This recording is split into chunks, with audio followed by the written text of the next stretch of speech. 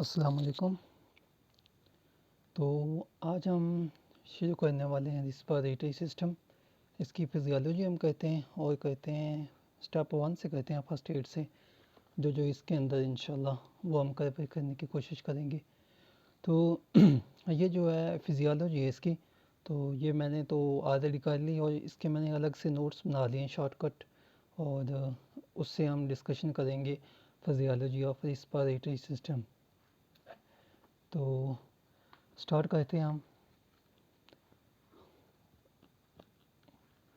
और respiratory system, सबसे पहले हमें पता होना चाहिए कि रिस्पायरेशन क्या चीज़ है।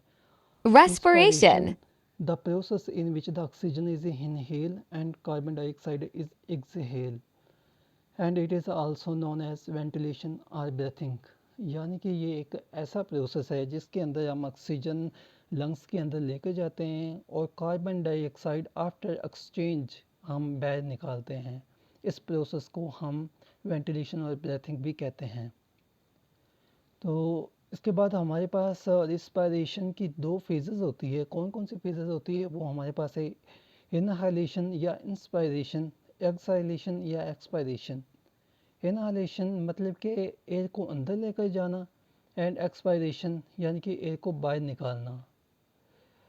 It's directly mean that in taking inside of oxygen in inspiration and uh, outside of the carbon dioxide from lungs is also called the expiration or exhalation. Then we go further to detail in the inhalations. If we talk about the inhalations, in this we can enter oxygen. This is also known as active process. ये एक ऐसा process है जिसके अंदर हम oxygen अंदर लेकर जाते हैं और ये एक एक्टिव प्रोसेस होता है, यानी कि इसके अंदर हमारी थोड़ी बहुत फोर्स लग रही होती है।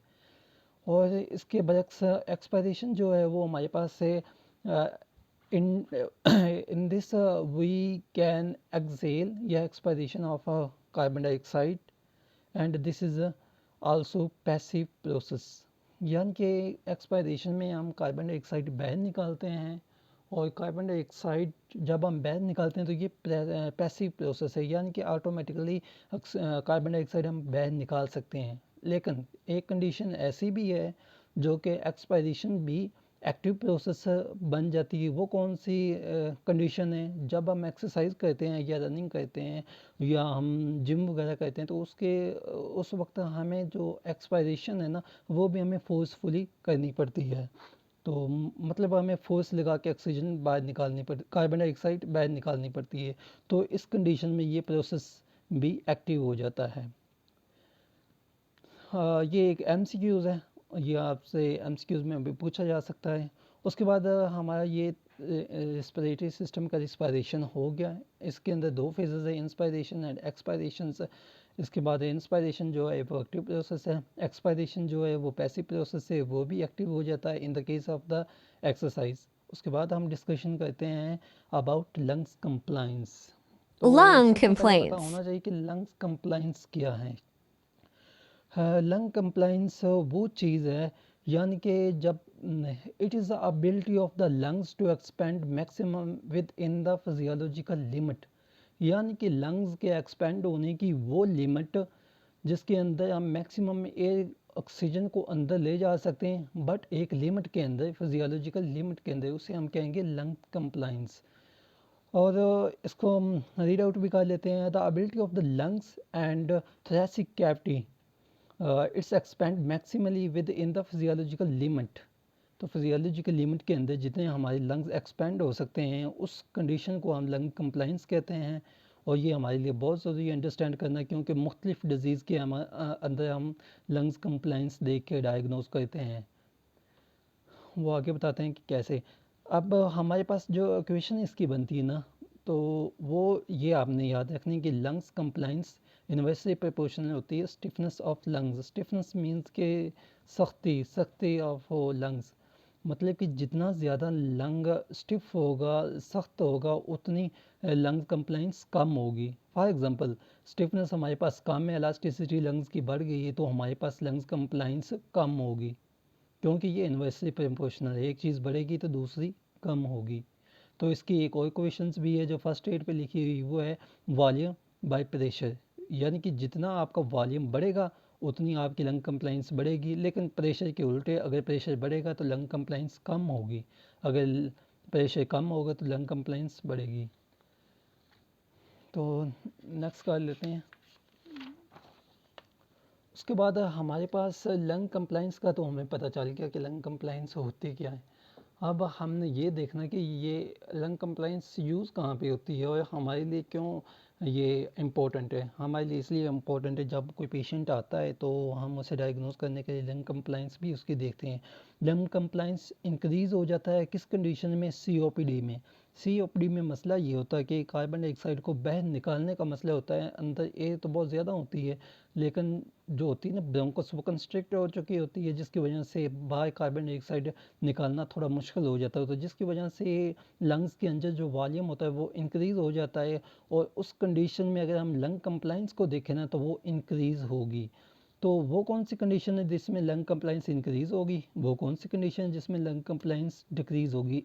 इंक्रीज़ में हम देखें तो सीओपीडी है, इसमें इंक्रीज़ होगी, या फिर एसिडोसिस में भी इंक्रीज़ होगी। एसिडोसिस क्यों होता है? ये फार्मूला बेस्ट है तो definition of the acidosis of lungs. तो इसमें हम देखेंगे पीएच डायरेक्टली प्रोपोर्शनल है बाइकार्बोनेट, यानी कि जितना कार्बोनेट ज़्यादा उतनी पीएच ज़्यादा।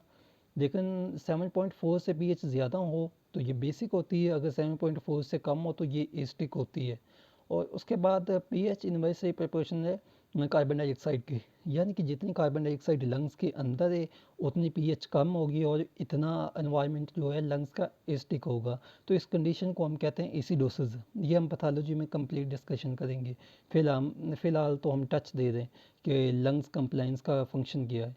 तो इधर डिक्रीज लंग कंप्लाइंस में हम देखें तो न्यूमोथेसिक, यानी कि जब कोई ट्रॉमा वगैरह होता है तो प्लूरल कैविटी के अंदर अकामुलेशन ऑफ एयर आ जाती है, तो उस कंडीशन को हम कहेंगे न्यूमोथेसिक। और इसमें क्या होगा, लंग्स को तो उस एयर ने कंप्रेस कर दिया है, जैसे ही वो कंप्रेस करेगी तो लंग्स का वॉल्यूम डिक्रीज़ हुआ, जैसे कि हमने पीछे इक्वेशन में भी देखा। वॉल्यूम अगर कम होगा तो लंग कंप्लाइंस भी कम होगी। तो इस कंडीशन में भी हमारे पास लंग कंप्लाइंस डिक्रीज़ होगी। प्लूरल एफ्यूजन, ये भी सेम सिचुएशन होती है कि वो पुश कर देती है लंग्स को और वॉल्यूम कम हो जाता है। और पल्मोनरी फाइब्रोसिस में भी ये होता है कि जो लंग्स होता है ना वो स्टिफ हो जाता है, जितना हार्ड हो जाएगा उतनी लंग कंप्लाइंस डिक्रीज़ होती जाएगी। उसके बाद हमारे पास आगे जो टॉपिक्स हैं वो है हमारे पास lungs volume. Lung lungs volume volumes. भी इम्पोर्टेंट है। और लंग्स वॉल्यूम में सबसे पहले हम डिस्कशन करेंगे टाइडल वॉल्यूम। टाइडल वॉल्यूम क्या होता है? टाइडल वॉल्यूम एक वो वॉल्यूम है जिसके अंदर हम नॉर्मल एक ब्रेथ के अंदर एयर अंदर लेकर जाते हैं और बाहर लेकर जाते हैं, यानी कि विदाउट एनी फोर्स वगैरह। जैसे कि हम सोए हुए एक बार अंदर ले जाते हैं एयर, एक बार बाहर निकालते हैं, तो उस जो कंडीशन है ना उसको हम कहेंगे tidal volume. The amount of the air to in and out from lungs during the quiet breath, and it is represented by the IV, यानी कि एयर एक बार अंदर लेके जाना और बाहर लेके जाना इन नॉर्मल कंडीशन, इसको हम कहेंगे lungs volume. Lungs sorry tidal volume. Tidal volume के अंदर जो हमारे पास कैपेसिटी होती है वो होती है 500 ml, यानी कि हाफ लीटर तक। जब हम एक बार एयर अंदर ले जाते हैं और एक बार बाहर निकालते हैं तो हाफ लीटर तक हमारी एयर एक्सचेंज होती है। उसके बाद हमारे पास वॉल्यूम जो है इंस्पिरेटरी रिजर्व वॉल्यूम। इंस्पिरेटरी से आपने याद रखा है कि इंस्पिरेटरी का मतलब अंदर ले जाना, रिजर्व वॉल्यूम यानी कि फोर्सफुली। इसमें ये होता है कि the amount of the air that is enter in the lung after forcefully inspiration, यानी कि हम फोर्सफुली इंस्पायरेशन जितनी कर सकते हैं उसके बाद जो वॉल्यूम हमारे लंग्स में बचता है ना उसे हम कहते हैं इंस्पायरेटरी रिजर्व वॉल्यूम।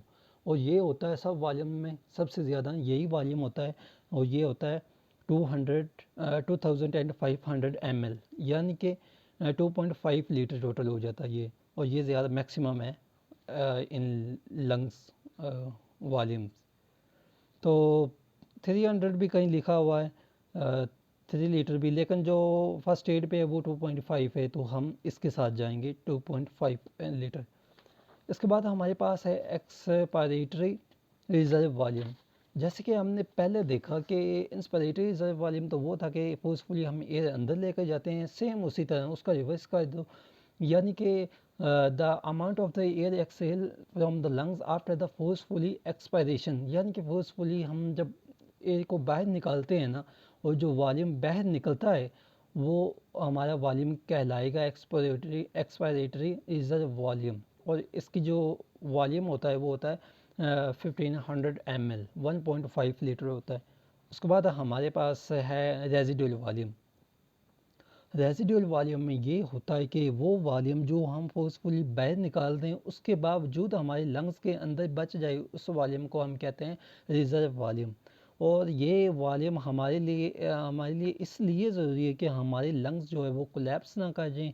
एक तो लंग्स कोलैप्स होने से रिजर्व वॉल्यूम बचाता है, रेजिडुअल वॉल्यूम बचाता है, और दूसरा जो हमारे पास होता है सब्सटेंस होता है वो होता है सर्फेक्टेंट, वो भी लंग्स को कोलैप्स नहीं होने देता है। तो इसका ये बेनिफिट होता है लंग रेजिडुअल वॉल्यूम का। The amount of the air which not exhale even after the forcefully expiration all the time lungs के अंदर रहेगी, और इसी की वजह से हमारे जो लंग्स का स्ट्रक्चर है ना वो बरकरार रहता है, मेंटेन रहता है। तो हमारे पास ये होता है तकरीबन 1500 ml होता है, 1.5 लीटर होता है। और उसके साथ हमारे पास एक MCQs है कि which of the following lungs volume maintain the counter, इसे हम शेप भी कह सकते हैं, ऑफ द लंग्स। तो वो हमारे पास होगा respiratory volume, sorry residual volume. तो रेजिडुअल वॉल्यूम वो वॉल्यूम है जो हमारी लंग्स का काउंटर मेंटेन रखता है। तो उसके बाद हमारे पास ये जो लंग्स वॉल्यूम थे ये हमने डिस्कशन कर ली, और इसके बाद लंग्स कैपेसिटी, ये ज़्यादा इंपॉर्टेंट है डायग्नोज Lung में बहुत capacity. सी डिजीज़ के हम ये चीज़ें देखते हैं कि लंग्स कैपेसिटी क्या चीज़ होती है। तो इसके बारे में ये है कि लंग्स कैपेसिटी हम कब कहेंगे, जब दो या दो से ज़्यादा वॉल्यूम को हम ऐड कर दें तो उसको हम कहते हैं lungs capacity. The combination of two or more lungs volume called lung capacity. हमारे पास कौन कौन सी कैपेसिटी है, सबसे पहले हमारे पास है टोटल लंग कैपेसिटी। जैसे कि आपको टोटल से लग रहा है कि मतलब ऑल, इसके अंदर हम ऑल लंग्स वॉल्यूम ऐड कर देंगे तो हमारे पास टोटल लंग कैपेसिटी है। यानी कि आप कह सकते हैं कि हमारे लंग्स के अंदर जो मैक्सिमम कैपेसिटी होती है एयर को इंस्पायरेशन और एक्सपायरेशन करने के लिए, वो हमारे पास total addition of total volume is known as total lung capacity. तो combination of the all the volume called the total lungs capacity। अब हम जो वॉल्यूम हमने पहले पढ़े थे जैसे कि रेजिडुअल वॉल्यूम 1.5 था, एक्सपायरेटरी रिजर्व वॉल्यूम 1.5 था, इंस्पिरेटरी रिजर्व वॉल्यूम 2.5 लीटर था, और टाइडल वॉल्यूम था हमारे पास 0.5 लीटर। अगर उन सारी चीज़ों को हम जमा कर दें तो वो हमारे पास बन जाएगा टोटल लंग्स कैपेसिटी। और ये कितनी होगी, जो वैल्यू दी हूँ वो आपने इधर कर देनी है, आपको फिंगर टिप्स पे होनी चाहिए। और ये बनेगा 600 ml, सॉरी 6000 ml, यानी कि 6 लीटर। तो इसकी जो एवरेज हम लेते हैं वो होता है 5 to 6 लीटर। 5 to 6 लीटर जो हमारे पास लंग्स का वॉल्यूम होता है वो टोटल लंग्स कैपेसिटी, इसको हम कहते हैं 5 to 6 लीटर हमारे पास होती है। उसके बाद हमारे पास है वाइटल कैपेसिटी। वाइटल वाइटल के जैसे कि वाइटल के नाम से लग रहा है कि वाइटल का मतलब ये है कि इम्पोर्टेंट वॉल्यूम कौन कौन से हैं।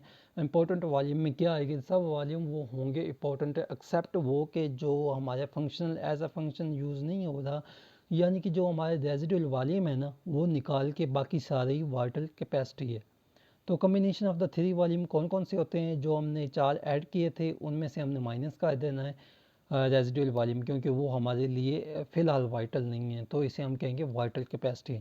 The combination of the three volume कौन से, tidal volume, inspiratory reserve volume plus expiratory reserve volume.